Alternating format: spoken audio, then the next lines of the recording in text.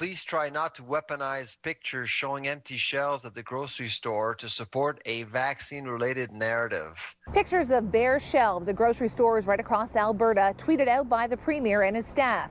But this isn't the reality for many who head out to grab groceries. It doesn't align with the experience of certainly many people within Alberta, as we're seeing on social media. City News asked the Premier's office about where these photos of empty shelves were from. They said Medicine Hat and Edmonton.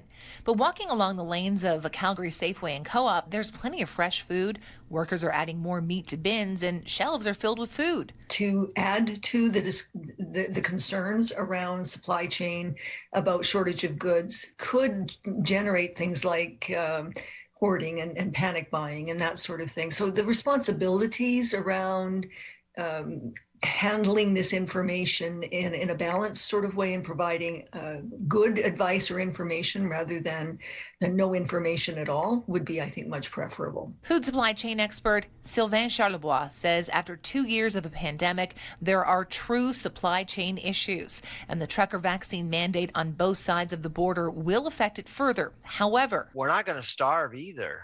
I mean, grocers want to sell food.